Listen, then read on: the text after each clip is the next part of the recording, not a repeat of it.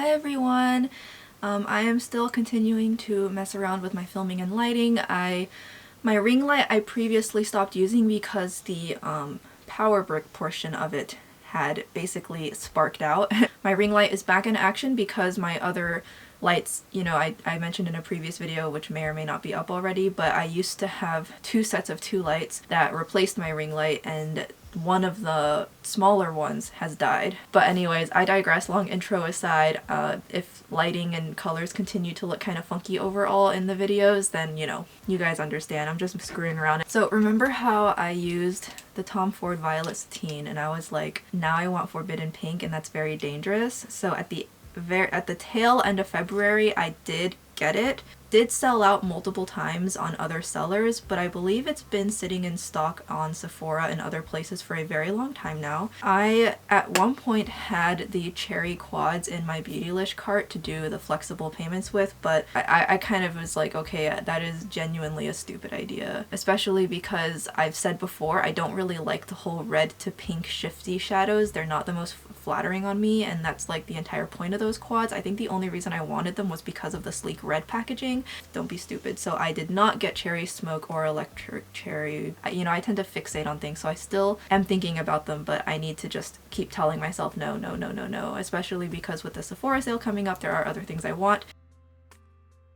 Okay, I used the Bobbi Brown eye cream. I'm just gonna lightly hydrate everything. It is definitely nowhere near as good as my Jaclyn under eye primer, which I currently don't use. I just can tell my makeup, my concealer, it just doesn't look the same without that product. Okay, and then I've been really enjoying using setting spray under and on top of my foundation. And I've been testing out the Power Fabric Plus foundation from Armani. I don't like it, which I'm very confused as to why I don't like it. It just doesn't seem in any way to outperform or even come close to the KVD one, which is so funny to me because this one specifically on the website is marketed as for normal to oily skin, and the balm is meant for normal to dry skin. I paid for this one with points, but if I had paid full price for this, I would not have felt disappointed versus getting Power Fabric 25% off, and I feel so disappointed.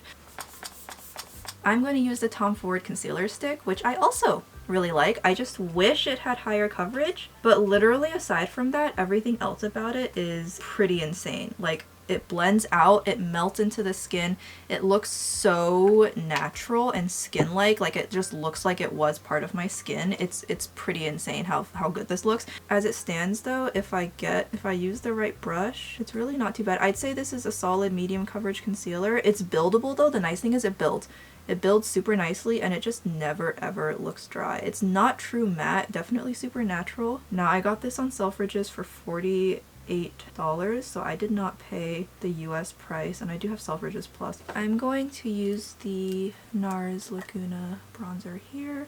I'm considering getting the Rare Beauty bronzer stick. She released new shades, and among them is included a neutral shade. It's not like the lightest shade, I think it's the second lightest, but it's neutral, and I'm considering getting it, but I kind of want to swatch it in store first. And to be honest, it's probably the most redundant product in my cart for me to get because my bronzer contour collection is actually pretty trim because I just feel like it's just so redundant to have a lot of bronzers and contours. But I just am so curious. I've wanted to try that formula for a really long time, but the reason I never did was because none of the shades would have worked for me. So as you can see, I'm not applying too much today. I'm going to keep it lighter. And I've been really enjoying the NARS Smudge Proof base lately. I know this is going to come as a shock, but for once I'm filming in like the early afternoon and it's not like midnight, so mochi? Alright, I'm gonna just go ahead and do my eyebrows off camera and then I'll be right back. Okay, my brows are on. I tried to go for kind of a fluffier, not quite super thick look. I always end up, they look okay. They've seen better days, but I've definitely done way worse recently, so I'm gonna use the Flower Nose Circus powder in 01 Transparent, and I'm just mostly gonna for now set the inside of my face because I may use a cream product later for my blush. I'm not sure yet. So for now, I'll just very gently. And you guys, Flower Nose makes some of the best setting powders I've ever seen. Just be careful to not put on too much at once, because if it mattifies the skin so well that you may have trouble getting future complexion products, especially highlighter, to stick. So I try to just do a light dusting first, and then if I need more, I'll go back in after my makeup look is done. I zoomed you guys in a little bit, and with the f-stop being higher, I should stay in focus better. So I'm gonna start off with Forbidden Pink, which actually looks not pink at all. Now, these shades do tend to pull darker in the pan. Generally speaking, they get lighter on my eyes. Such is the nature of shadows with moisture in them. The moisture makes the shadows look darker. That's just how it works, you guys. I have not ever used any of his other normal formulas. I've never used wet dry, I've never used the topper things, and I've never used his powder quads. I've only ever done his creams. I only have Forbidden Pink and Violet Satine. I have no comparison reference. I just know that when I used Violet Satine, I loved how it looked, and it made me want to get Forbidden Pink. And I saw a comment, it made me laugh, where they were like, wow, they really are living up to the name Forbidden Pink. It's so the pink was forbidden, there's no pink in it. I'm going to start off with the top left shade. I do really want to improve my editing someday to like show the shade without having to hold the palette up. I'm using this shade right here.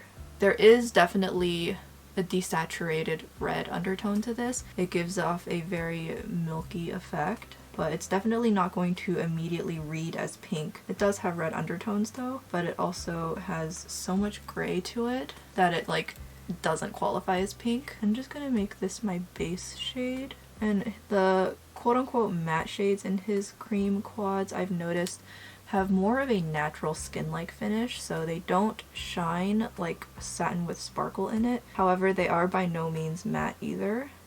They just kind of have a natural skin-like glow. It reminds me of the Natasha Denona Cream to Powder formula, but it's even easier to use personally. And now I really want to go into the darker shade here, which again, this looks like it has quite a bit of red in it.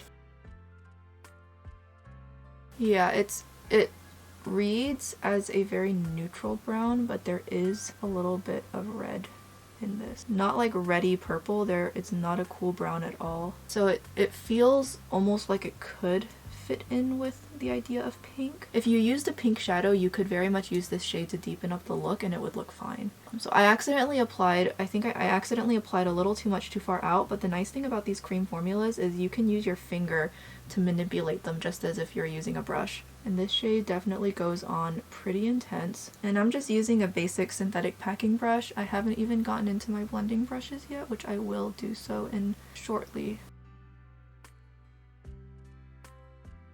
I still really want Rose Topaz. They have it Rose Topaz in the same packaging as this. I am strongly considering that for the Sephora sale. We'll see though. Alright, and now I'm just going to go back into the first shade I used, and that's going to mix with whatever is left on my brush from the darker shade. And that is going to start being worked into the lower lash line. And I don't really mind it being blown out a little more because I may connect it with the blush.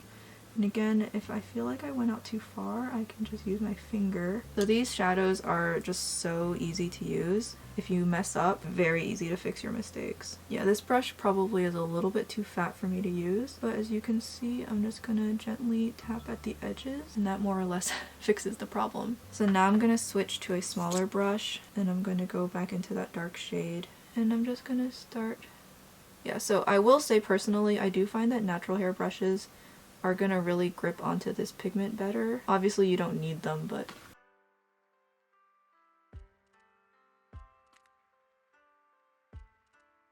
and despite it being creamy, it kind of picks up like a powder on the brush. Like you can kind of see some powder kick up in the pan, like the tiniest amount. I wonder if these will actually eventually dry out like a cream does. I don't know. I haven't had them for long enough to find that out. I've been trying to move a lot of my makeup into places that are enclosed, hence getting that barrister, try and elongate the life of some of my products while still being able to see them. I definitely am trying to procure more barristers, but they're not easy to track down. Especially the nice ones, because the one that I got accidentally ended up being an antique. That I don't ever expect to run into again, and not for a very long time at least. As long as it all gets a second life and I use it for a while, it's definitely still better than buying new. Furniture is so expensive anyways. I don't have much to begin with, but unless it's super specific, like my bed frame, I really do try to track down secondhand furniture. That is so pretty. I love how that's turning out. Okay, so I swatched this shade and it definitely feels more shiny than this shade, which is the base shade. It's a little more shiny, but it's not quite a shimmer. I may just put this on the inner corner or inner half just to kind of add some brightness.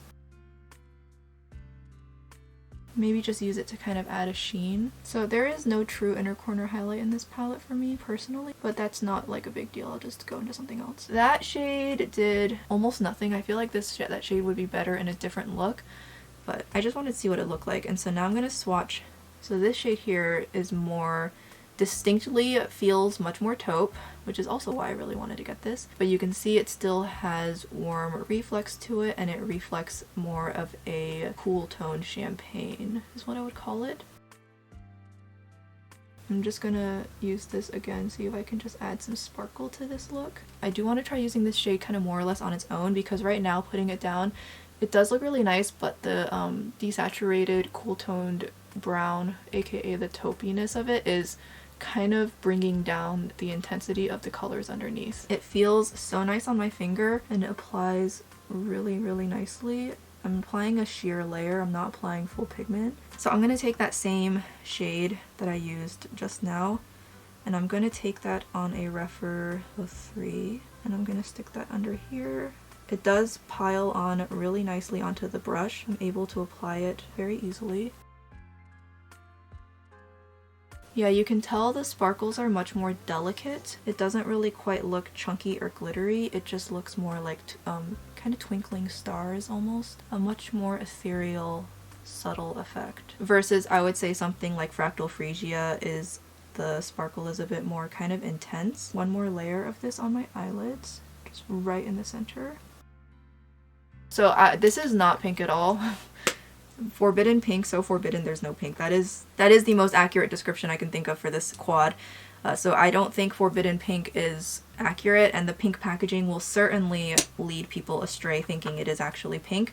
So name aside, it is not pink, but objectively speaking, I really, really like how this turned out. I'm internally screaming right now. I'm gonna use this from Chantecaille as my inner corner highlight. This was on sale. It was 25% off at Bergdorf, so I finally got my hands on it. And I'm gonna be honest with you guys, the only reason I got this, ignore the packaging, the reason I got this is because my dad does Chinese brush painting, or well, he used to, but his eyesight's not super good anymore. He used to do Chinese brush painting. His paintings are beautiful, and this reminds me of the bird paintings he used to do, of birds on a branch with leaves and flowers. It just looks so similar to the composition of some of my favorite paintings from him, which I still have hung around the house.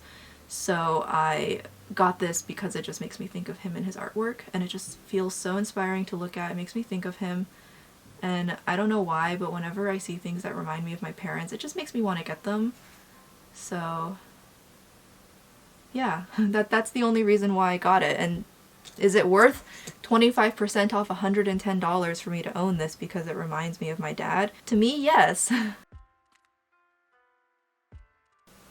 This is not actually a highlighter shade I will use, honestly, like ever, because it is that white to pink shift that I have stated before I don't really like. But I think in this particular scenario, introducing a pinker inner corner highlight is going to make this look a little more pink than it actually is. This is also a very soft highlight. I feel like it would look honestly hella chalky on my actual skin. Yeah, this is, if you wanted to get this as a quality highlighter, don't, you'll regret it. This is like such a boring highlighter.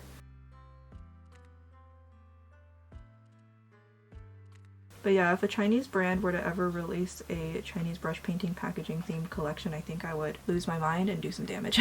Okay, so that is going to be the makeup on, more or less. I think I really like how this turned out. I kind of wanted to amp it up with a single, but I don't know.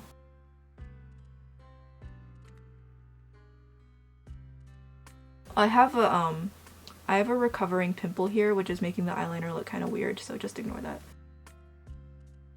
Yeah, this will work. I need a color like this, but that's even darker and more cool tone brown, less gray. I need a shade kind of similar to this, but in a better formula. I haven't found one yet. Even Shiseido doesn't have one quite in the color I like. I feel like I got one from Victoria Beckham, but it's so gray.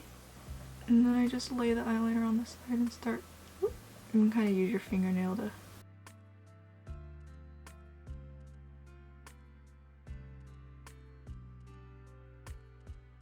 And then I'm going to do the lower lash line mascara first because that way it doesn't get in the way. And I got this a while back during, I had like a bunch of CVS coupons. The L'Oreal Voluminous Balm Mascara in brown. I have been looking for something that's better than the Clinique one. It claimed that it's super volumizing. Volumizing? I got it in black and brown because there was a deal. Now, first impressions of mascaras are like obviously pretty useless because oftentimes, especially for my experience, I find the formula does improve over time. I've had it for like 2 months now before I actually opened it, but it was sealed in the cardboard packaging with the plastic and everything. So I hope that me just having it didn't... I'm always paranoid that my mascara backlog is gonna dry before I get to it, even if I leave it in the packaging. I don't know though. I don't know how shelf expiry works. But as you can see, look how I'm able to get all the way down to the roots of my lashes without pinching my skin. Now I'm not able to like pump it as hard as with the metal curler.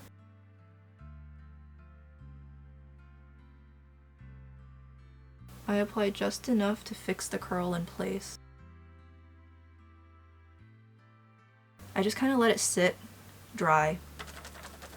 And then after that, I go in with a non-waterproof mascara that has the lengthening or volumizing that I want. I think today I'm going to use the Huda Beauty, the volumizing side, which this side of the mascara can get a little bit insane if you're not careful. Like, you know, I want my lashes to be thick, but I still want them to have tapered ends to look still kind of fluffy.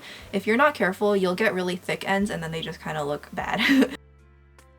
And the reason I don't like to stack on waterproof mascara because it's gonna be harder to take off, because if you have too much waterproof mascara on your lashes, I just find that that means that's a lot more mascara that's waterproof that you have to take off. Now, of course, if it's like super humid, I'm going swimming, I don't know, I'm exercising. I don't wear mascara when I exercise, but like if I'm like in China in the summer in Guilin, it's 95, the humidity is really high, then yes, I just use waterproof mascara because I need the wear time. No false lashes, no lash extensions, my natural lashes looking like this with the heated lash curler. It is insane. RIP Suku. I mean, really, it is truly such a shame. Now, Selfridges, I did find out from some lovely people on Instagram, and also thanks to Lexi, I was able to message the Suku counter rep at Selfridges and tell them to put me on the reservation / waitlist for 01, which is the one shade of melting powder blush I have wanted for probably going on, what, like 2 years now? That has never come back. So, but I do have 5 other shades, and they're cute. They're magnetic, so they all kind of stick together, you see. Today I'm going to be using the shade 10. I wanted to use 105, but it's a little bit too violet. I didn't start getting into them until right when they announced that they were being discontinued. So I only started getting into them kind of maybe towards the end of last year. Like, this was one instance where I don't really feel like I was making bad decisions getting these because they are genuinely leaving. Suku has been very explicit saying they cannot get the materials for these anymore. They are not going to make them anymore.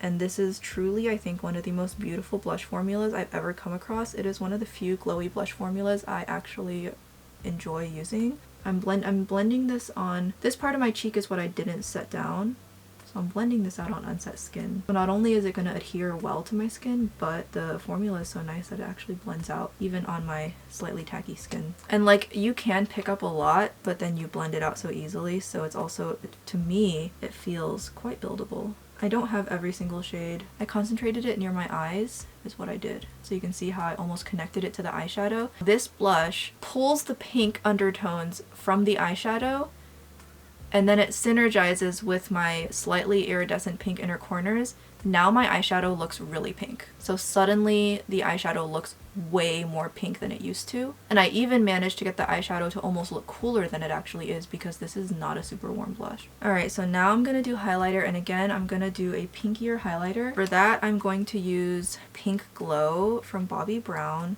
This is a limited edition packaging. It is a permanent shade though, so if you wanted it you can get your hands on it. It's just going to be, I think, in a different packaging. I got this for like $25. Really good deal, and I am very happy I have it. Now this is going to be more subtle. You can't really quite get this up to like shining to the stars. It's not going to do that, but I think this is good enough for what I'm looking for. Going kind of subtle with the makeup today. enhanced my complexion, and with my eyeshadow not being super heavy and with my eyeshadow having this more twinkling effect, kind of almost like a dewy effect on my eyelids, I can kind of match the glow.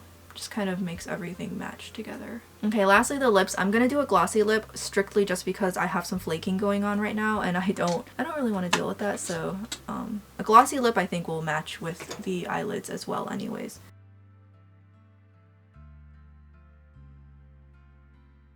And I need to go find the knife I use to sharpen my colored pencils is the knife I want to use to sharpen this because I hate wasting product.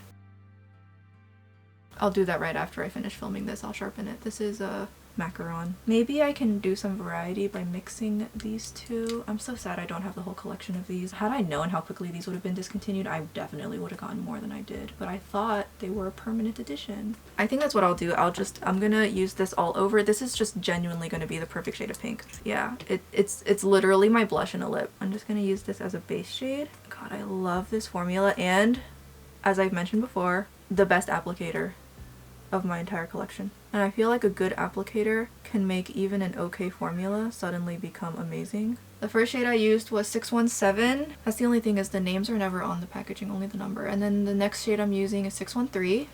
I'm gonna just touch this on the inside of the eye. Okay, good. There we go. I really like the Korean technique of using an over lip color after the lip color. I've been seeing that trending with the S-bar ones. I do really like that technique, but I don't want to sacrifice my lip liners for it, but I do really like that technique. So I kind of want to pick up one of the S-bar lips just to try it with. But I feel like if I had something like that, I could have taken a dusty pink base color all the way around my lips to really blossom and gradate things out, and that would have been the finishing touch if I had that. I don't have that though. I don't usually have matte light colored lipsticks because honestly they make me look like a zombie, but for that new Korean trend. Okay, I zoomed back out and as you can see I feel like I was able to put some volume with those curlers. I'll have to experiment more with that. Just a delicate, dainty, no false lashes, pink makeup look. Barely pink, like drop of pink makeup look. I really like how it turned out. I feel like I look so fancy. Honestly, the Tom Ford quad, I feel like even though it's not really pink, it still are the colors still do have quite a surprising amount of nuance to them, so they are actually, as far as neutral colors go, I feel like they are actually quite special. Now, they're not unique by any means. I'm sure I have these shades somewhere else, but I think just they still are, however, pretty colors. And once again, Tom Ford quads are pretty much never worth the money. Just on the principle of spending that much money on colored powder just is always going to be excessive. If you were gonna do it, I do think you'll like what you get. Like, you're not going to be disappointed because the Creme formula is probably one of my favorite luxury eyeshadow formulas, and one of my favorites in my collection, I'll be honest. So especially because I have such dry eyelids, I find that the Tom Ford shadows just are so easy to use, very comfortable. I don't feel like I'm drying out my eyelids. I feel like I can really layer on the pigment. It sticks well.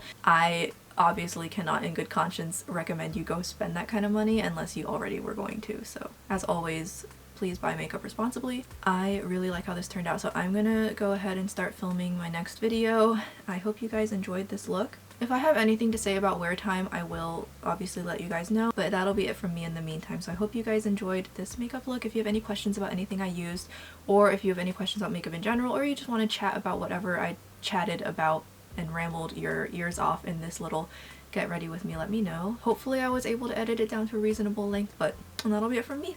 Goodbye.